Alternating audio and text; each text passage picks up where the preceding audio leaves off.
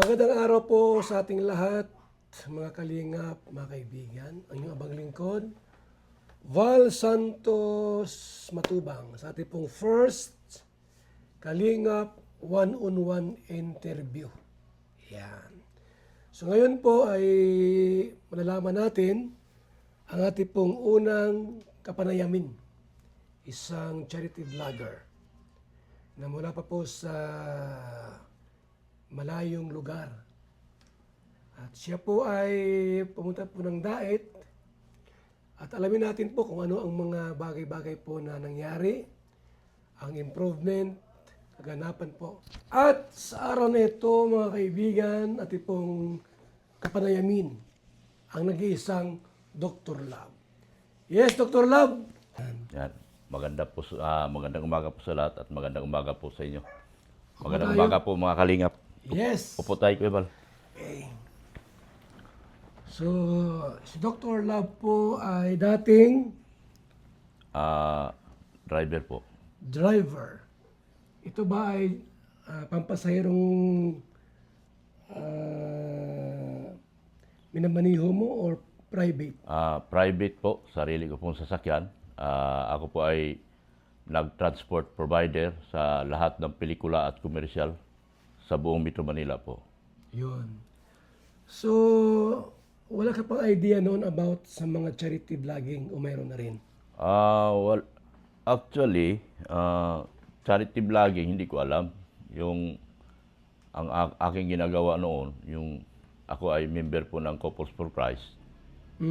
Since 2004, kami po ay gumagawa ng mga pabahay, yung tinatawag natin padugo, Yun. sa Gawad Kalinga. Okay. Gawad Kalinga, yung kami nagtatrabaho pero wala kaming sweldo. Gumagawa kami ng mga bahay, pero wala kaming bahay. Kumbaga, tulong talaga para sa yung ginagawa ng Gawad Kalinga. Ibig sabihin, Dr. Love, hindi mo pa narinig that time yung about Kalingap charity vlogger. Wala pa po akong idea noon yung tungkol sa Kalingap Charity Vlogger. Pero napanood ko lang. Napanood mo pala? Napanood ko sa lang. Facebook o sa YouTube? Nitong 2000, I think may 2018, Yun. 2019, ganyan. Sa Facebook. Sa Facebook. Sa Facebook. So dahil doon, nagkaka-idea kayo about sa charity vlog? Oo, nagkaka-idea ako. Doon ko na sinubuk, sabi ko, napanood kita actually. Napanood kita kay, sikat na sikat ka doon kay Lola Damiana. Ayun, naabutan mo pala yun? Oo, yun.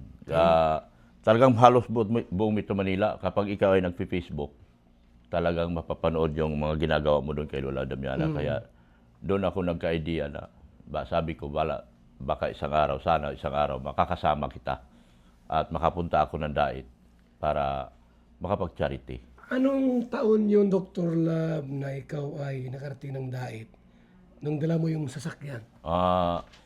2022, I think, pag 3 years ko na yun, 4 years, 22. 22 po, ako 2022. Ako'y una talaga, gusto ko lang pumunta noon. Yung nagtawag ka ng first batch, Yun. nagtawag ka ng first batch, pupunta ako noon, pero meron ako mga problema iniasikaso na hindi ko pwedeng iwanan noong mga panahon na yun. Kaya atubili ako sa pagpatuloy na pumunta nung unang tawag mo. Pero sumubok na akong pumunta rito noong mga panahon na yun kasi sa tuwing may pasahero ako ng Naga, gusto kong pumasok dito. Sa Daet? Sa Daet. Camarines Norte? Oo, pupunta akong, lagi akong nahaharang dyan sa kasi stricto masyado dyan sa pasukan dyan sa may Lupi. Panahon ng pandemya yun? Pandemya. Panahon ng pandemic. Ayaw na ayaw ko yung tinutusok yung ilong ko. Kahit sa Del Gallego, hindi ako nagpapatusok ng ilong kasi dinadaan ko dati sa sobrang higpit noon. Sobrang higpit noon. Kahit pero sa Del Gallego, kaya kong lusutan. Yung tusok-tusok, nalulusutan ko. Wala akong tusok-tusok talaga noon. Hindi ko nagpapatusok. Noong panahon ba na pumunta ka ng Daet, may trabaho ka pa rin ba noon? May trabaho ka pa rin? Meron po. Pa ako, yung nasa biyahe-biyahe pa ako. transport provider kasi ako, kahit saan ako nakakarating. Karating ako Ilocos, Bicol, kahit saan. Sagada, Bakit niyo po Baguio. naisipan, Dr. Love, na pumunta ng Dait? Nag-try lang talaga ako kasi iniidolo na kita doon sa paggawa mo kay yung sa pag-vlog mo kay Lola Damiana. Sabi ko baka kaya ko rin. Masubukan ko talaga makapag-try na mag-vlog sa Dait at makilala kita. Sabi ko gano'n.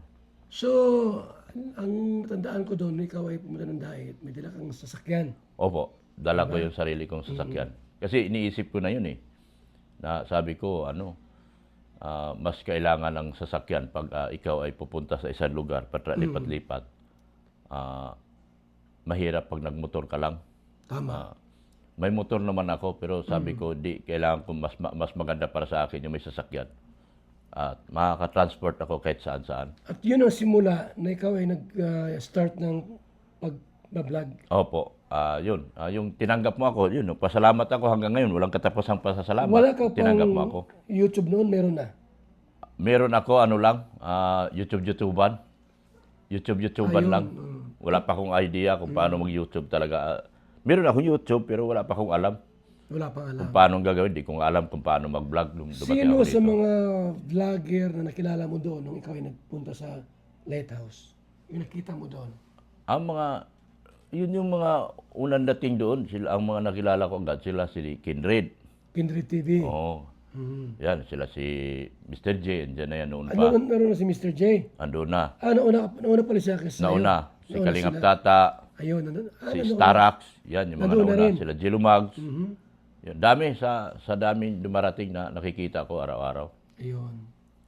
So mula noon na ikaw ay napunta sa Dait, sa Lighthouse, tuloy-tuloy na yon. Tuloy-tuloy na po yun. Hindi ka na bumalik sa dati mong trabaho? Hindi na po ako bumalik bilang transport provider. Sabi ko, nag-i-enjoy na ako rito. Kasi sabi ko, wala na eh, yung pandemic na. Dumating na sa punto na talagang humihina na yung biyahe namin.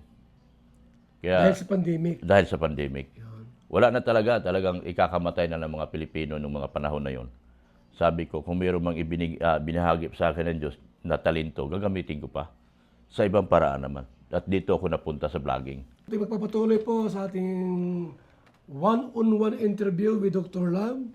Hindi mo na po humigop ng VSM Kalingap Kape. Ang kaping may puso.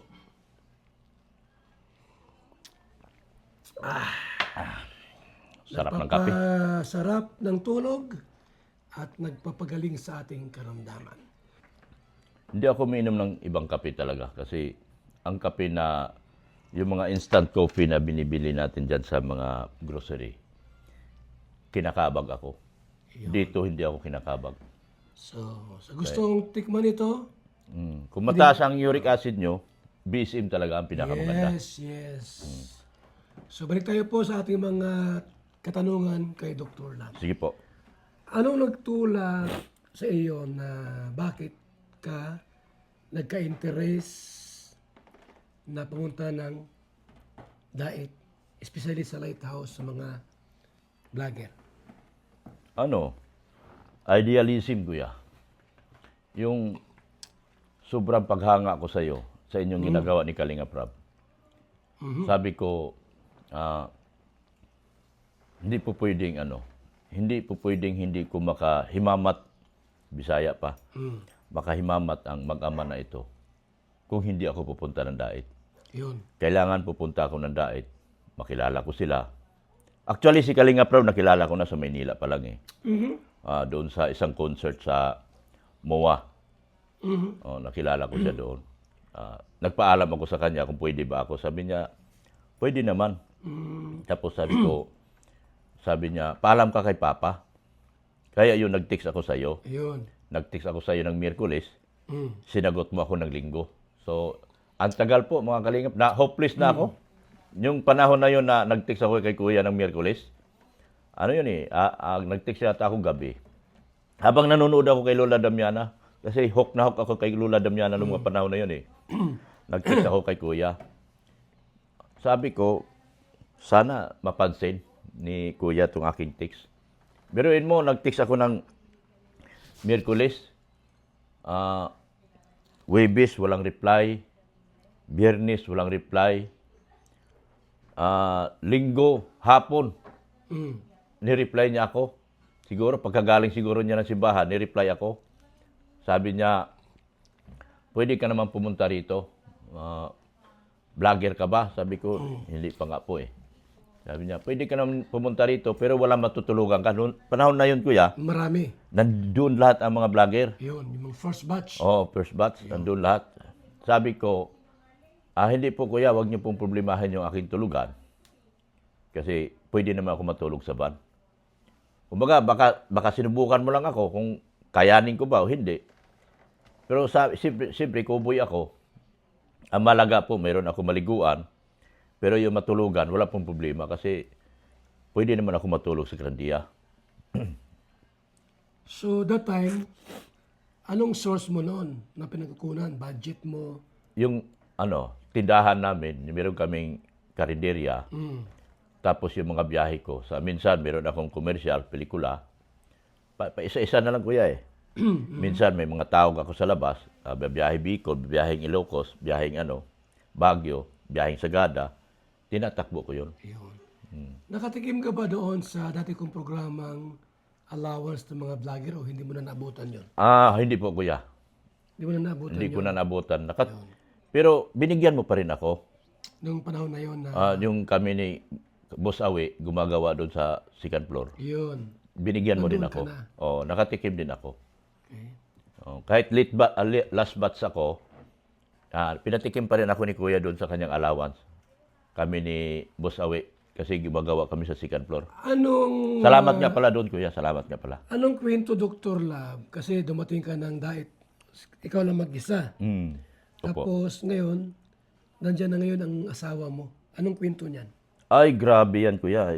Sa totoo lang, dumaan ako sa matinding pagsubok bago dumating dito sa Lighthouse. Mm-hmm. Yun nga, nung nagtawag ka sa akin ng nagtawag ka sa na kung sino yung unang gustong pumunta. Hindi ako makapunta kasi yung panahon na yun, Kuya. Mm-hmm. Mga panahon na yun na kasikatan ko sa biyahe talaga. Yun.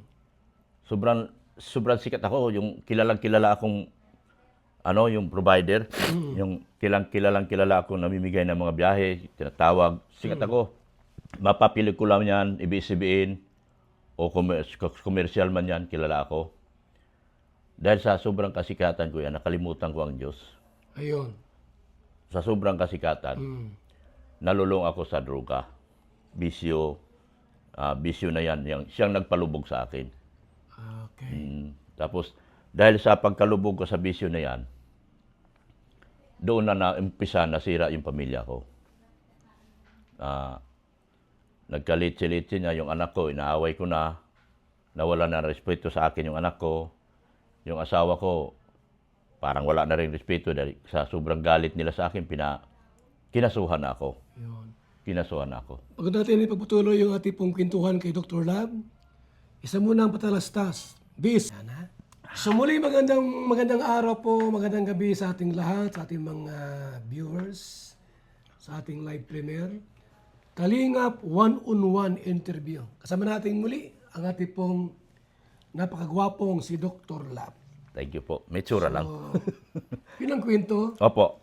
na paano napunta dito yung si Mrs. Lab. Oo. So marami mga pagsubok. Ito, matinding pagsubok. Nung pinakulong nila ako, actually, ang kaso ko is Bausi at saka cyber libel. Ang nagkaso sa akin, asawa ko lang din. Asawa mo na din nagkaso sa'yo. Kaso sa akin. Tapos, hindi, ang nagsabi siya sa akin itong huli, talaga, ang nag-file ng kaso sa akin, yung anak ko. Dahil sobrang kahihiyan niya sa akin bilang ama, Okay. nawala na siya ng respeto sa akin. Yun. So, sobrang galit sa akin. Kinasuhan na ako pinakasuhan nila ako mag-ina. Bausi at saka cyber libel. Yun. Yun. So, talagang noong mga panahon ko yan, 2020, humaharap na ako sa korte noon. Kinasuhan nila ako. Mm. Yung panahon na yan, puro ako kaso. Kaso ko lang, ang kaso ko lang din, ay may 3 kaso ako. Kaso ko sa bayaw ko, Mm. kasi yung bayaw ko naman ay kinasuhan ako ng trespassing. Mm. Tapos kaso ko sa asawa ko, Okay. yung cyber libel. At isa pang kaso na Bausi 9262. Mm. Maharap ako sa mga korte niyan. Yung, sa 1 linggo kuya, akala ko yung makakaalis na ako. Sabi ko, may hearing ako ng Lunes, may hearing ako Miyerkules, Aba, marami. may hearing ako Biyernes. Kasi Tatlo. 3 kaso kuya eh. Mm. Sa iba-ibang branch yan ng korte. Mm. Kaya, kailangan kong kumuha ng abogado. Yun. Eh, ang bawat kaso sa akin, 80, 80,000. 80,000 ang abogado. Bugado. Abogado. Kapag RTC, 2,500 per appearance. Mm. Kapag MTC, katulad ng MTC lang ang trespassing. Mm. 2,500 lang yan. Ang RTC, 3,500 as per appearance. So sa 1 linggo, ang laki ng pirang kailangan kong pakawalan. Yun. Ang laki. So napakahirap ng kaso talaga. Lagi akong umuupo sa witness stand.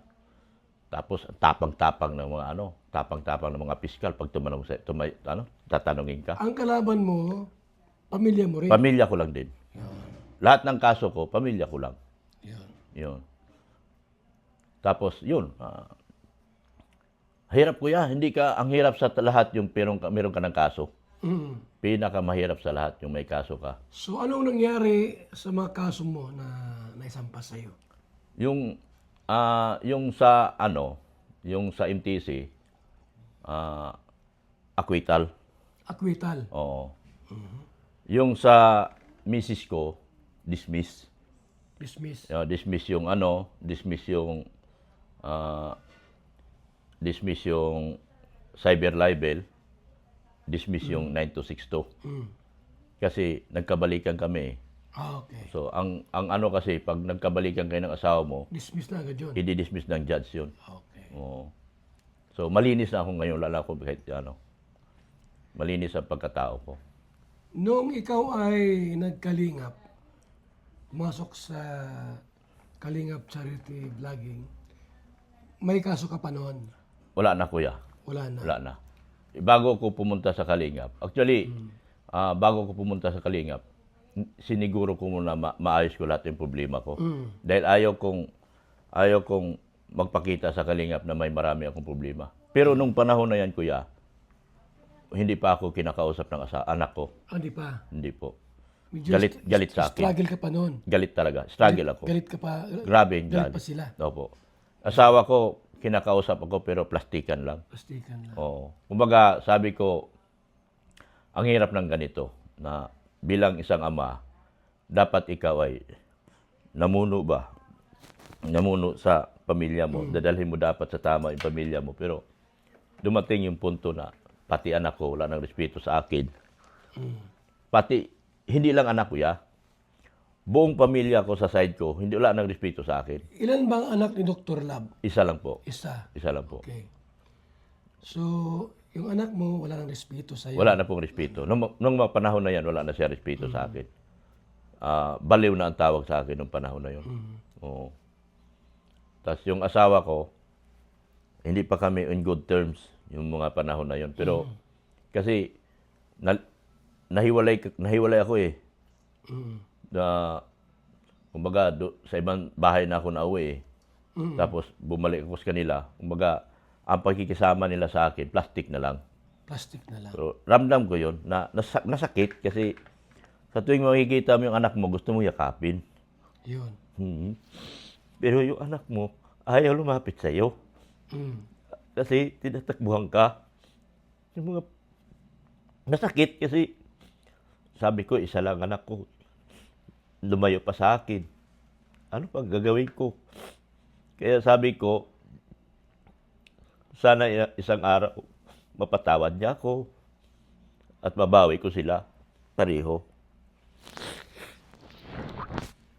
Kaya nung pagkatapos ng kaso ko, kuya, Mm. sabi ko, alis ako. Gusto ko mga ibang lugar. Ayun. Gusto ko iwanan. Kasi, kuya, pag nasa Manila ako, hindi ba iwasan, hindi ako babalik sa bisyo eh. Maraming tukso doon, maraming bisyo. Sila pa rin ang mga kaibigan ko. Sila pa rin ang mga kaibigan Sila mo. pa rin mga kaibigan ko. Sila pa rin nag-aaya sa akin. Mas pinili mong lumayo. Sabi ko, lalayo ako Yun. sa pamamagitan ng pagpunta sa daet kay Kuya Bal. At nagpasalamat talaga ako ng malaki dahil tinanggap niyo ako. Hindi niyo inaalam kung anong klaseng meron ako sa pagkatao ko. Mm. Oo. Walang maraming tanong noon. Wala po maraming tanong. So, salamat talaga. At doon, nung isang taon na ako sa inyo, kuya, wala akong pamilya na ano nun. Kasi asawa ko, wala man yun sa akin pa. Yung anak ko, hindi pa rin ako tinatanggap. Mm. Oo. Yung tagal, mga 2 taon pa bago nila ako tinanggap uli.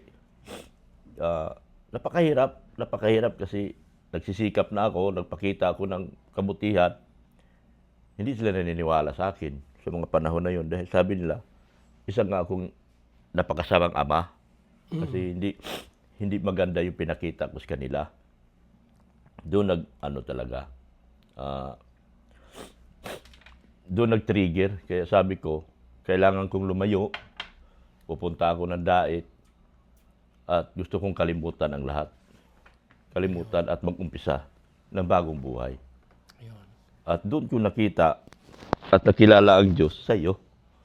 Dahil dinadala niyo ako sa simbahan, May mga Bible doon ko study. nakilala ang Diyos. Na ang Diyos pala, napakabuti. Ako lang nagpagkasama sa pagkatao ko.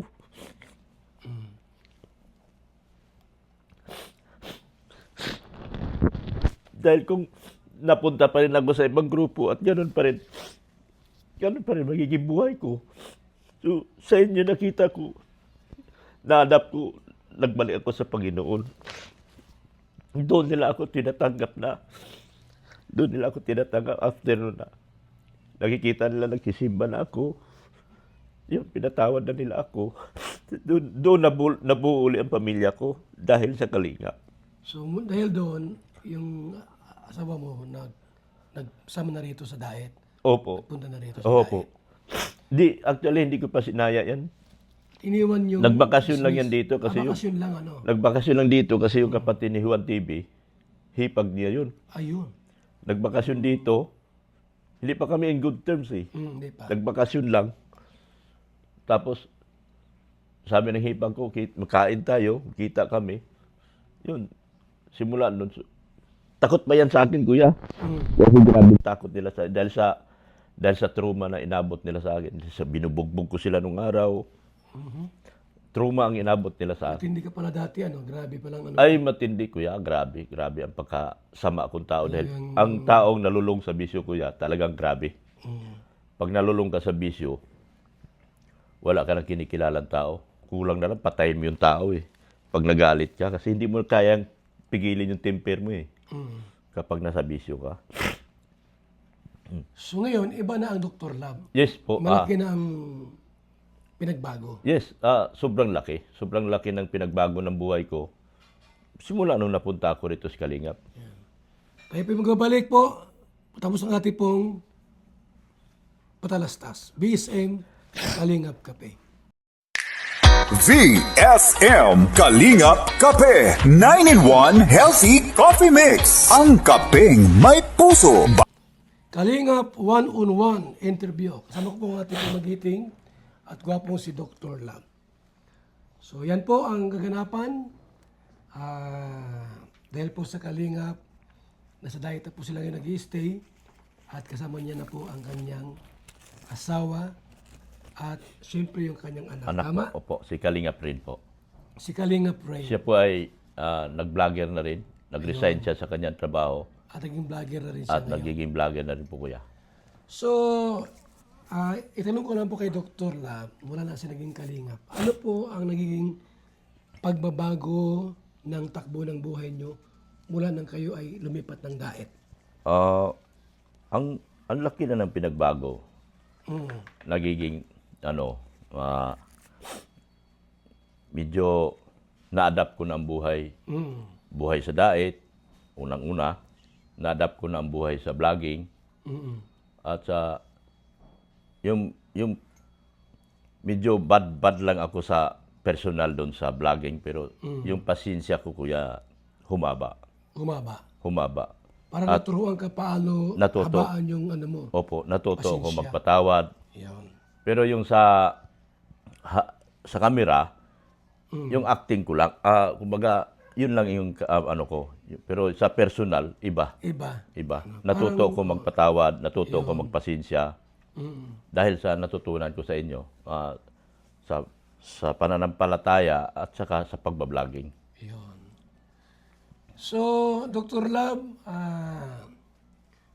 wala ka bang pinagsisihan na nag-ibang takbo ng buhay nyo? Or ibig sabihin ay mula doon sa pagiging sa Manila, okay man ang kita mo doon, may nag-drive kayo, naging kalingap po kayo, naging vlogger. Wala ka namang mga pinagsisihan ng mga na parang failure ka or what? Ano masabi mo? Malaking changes ang nangyari sa buhay nyo mula na naging vlogger. Mula nung naging vlogger ako, naging unti-unting nagbabago yung pakikitungo ko sa tao, naging pasensyoso ako, Ayun. naging charitable ako, gumanda din talaga, umangat din talaga ang buhay ko rito. Dito, hawak ko yung oras ko, Yun. Yan ang hindi na maganda. katulad nung dati na kailangan ko makipagpatayan sa kalsada para kumita. Dito medyo nakapagpahinga ka ng maayos, Ayun. hindi ka na makipagbugbugan. Yun. At dito, diskarte na talaga ang pinaiiran. Kumbaga, kung ano yung pangarap mo, siya nagdadala sa'yo. Kung ano yung talino mo sa dadalhin ka niyan. Pero yun nga, masasabi ko nga, malaki nang naibago dito sa Kalingap. Yung gumanda na talaga ang buhay ko. Umaasinso ng konti. Ano Konti yung pa lang. mga achievement na nangyari sa'yo nung ikaw ay nagiging kalingap vlogger, kalingap partner? Ano mga achievement na pwede mo masabing nangyari ito dahil sa naging kalingap ako? Unang-una, kuya, nung nalugmok ako sa bisyo, nalugmok ako kumbaga, sa laki ng pera ginugol ko sa korte. Kumbaga, halos ng kahit bahay ko, naisanla ko na. Wala na. Wala na. Kumbaga, back to zero na ako. Back to zero. Hopeless na ako. Akala ko wala ng pag-asa talaga. Akala ko hindi na ako makakabili pa ng bagay na gusto ko. Akala ko talagang bagsak na ako. Pero nung nasa Kalingap na ako, gumanda at umaayos ang buhay ko, nakabili ako uli ng mga gusto kong bilhin. Lalo at mahilig ako sa 4 na gulong. Nakabili ako ng 4 na gulong ngayon. Nakabili ako ng bagong sasakyan. Ayun. 2 pa. Ayun. Hindi lang isa. 2 pa ang nabili Dalawa ko pa ngayon. nabili mo. Opo. Ayun. Yun ang pagkaiba ng pagdating ko dito sa Kalingap. Lahat nagbago ang buhay ko. At naging optimistic lang, laban lang, at huwag kalimutan ang Diyos sa buhay natin. Lahat naman matutupad mo rin sa lahat ng pangarap mo sa buhay. Isa po sa mga achievement din po ni Dr. Lab ang magkaroon po ng 100,000 Subscriber po. subscriber. Ito pong patunay. Ito pong patunay. Yan, Yung, anong tawag dito? Silver plate. Silver. Yan. From YouTube. Yan. Silver plate na 100,000 Yan. subscribers. Sa ngayon, ilan ang subscriber mo, Dr. Lab? Sa ngayon po, Kuya Bal, ako ay meron ng 374,000 subscribers po. Uy, malapit na magkalahating Sa loob milyon. ng 3 taon. 3 taon. 3 taon po. So, alam mo, maraming mga vlogger na ilang taon na, 5 years, pero wala pang 100,000. Yun po, totoo yan. Marami, Totoo diba? po. Mahirap mag-ipon ng mga subscriber po. Totoo po. Si Dr. Lab, nakaipon po ng ganun kadami sa loob ng 3 taon. Oo po. Totoo yan. Yan. At naging super bliss ako dito sa Kalingap. at tinanggap talaga ako. Although sa napakarami ng baser ko, sila pa rin ay nakakatulong pa rin sa akin po. Kasi baser ko, pero subscriber ko rin sila. Maliban sa sasakyan na mayroon ka, ano pang mga nagkaroon kang achievement? Ano pa yung mga blessing na dumating sa buhay mo? Itong kinaupuan natin ngayon, Itong bahay mo, bahay na ito. itong bahay na ito, isa sa mga naging blessings ng aking mga pagsisikap at paghihirap. Sa tulong po ng sponsor po. Ano yung sabi ni San Carlos na hindi mo ito bahay? Okay lang naman kung hindi ko bahay. Ano niya yun, pananaw niya at karapatan niya yung magsalita. Ang malaga, ikaw nakatira. Ang mahalaga ako nakatira. Oo. Ako nakapangalan. At wala nagpapaalis sa'yo dito. Walang nagpapaalis sa akin dito hanggat hindi ako alis.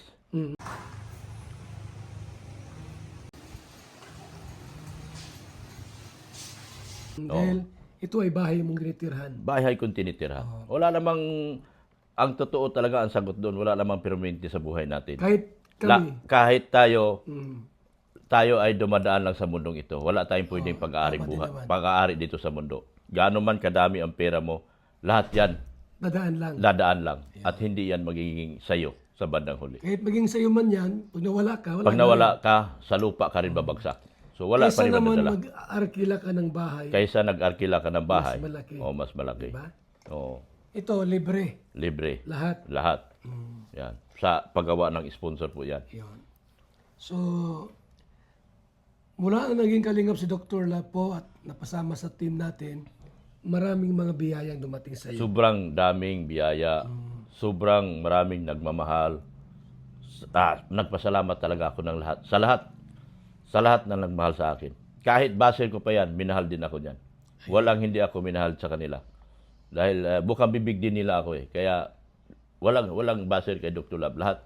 Sobrang pasalamat ako doon sa mga nagmahal sa akin dito sa Kalingap. At sa iyo, Kuya.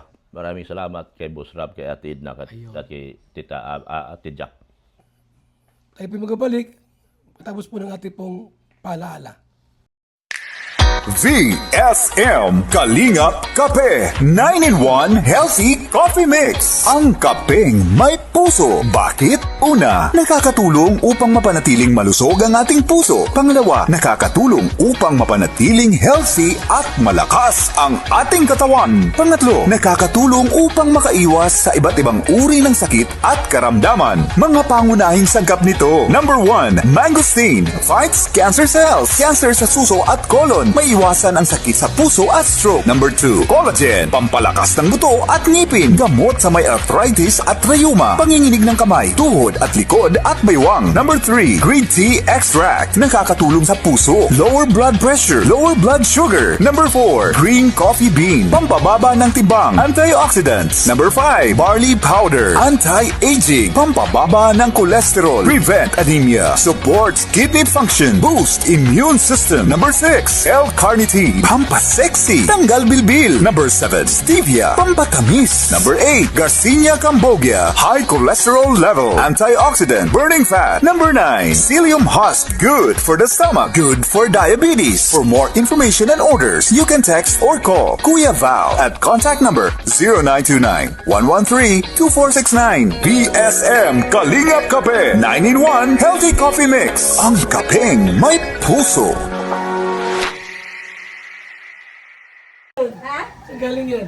Nung ano pa ba yan? Birthday ni Ido? Dinadalan kami ni Labi. Hindi nyo pala naubos, ano? Hindi namin naluto. Wala kaming pang sahog eh. Kaya na. Nagluto dyan. Kami, ngayon lang. Oh. Wala Lord, kaming salamat po pang- sa biyaya, Panginoon, sa blessing. Gusto niyo po ang pamilya ni Dr. Lab. In Jesus' name, Amen. Salamat. Yan. Kain na. Yan na. Kain tayo. Sabi naman. Marami mang gisok eh. Iso. Ano kami daw nung isang i-scout kami. May gisok.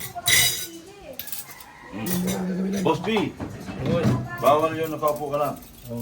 Sumando ka.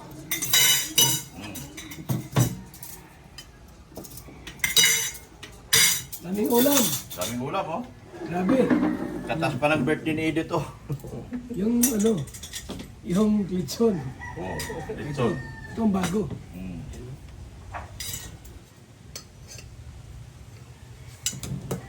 Sarap ng sabaw. May tanglad pati, oh. Ay, sarap yan, oh. Itong Bisaya. Binisaya to, binisaya.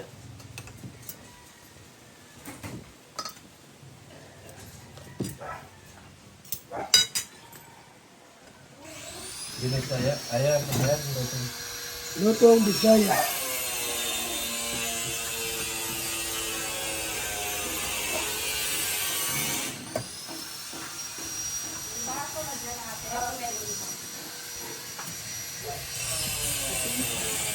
Ay, ay. Saan yung sili ko dyan? Tinanim naman namin. Wow. Para bang nagtanim. Oh. Ang ganda naman ng lamisa kasi madulas. Ha? Madulas. Sarap nito. Sabaw. Talagang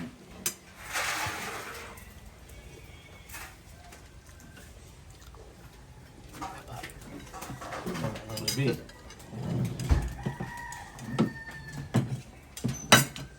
Okay na yan. Kain ka na. Masarap ha, yung ating ulam ngayon. Panamit. Diba? Ating ulam. Kayo lang ba? Kami lang Wala po. ibang kasama?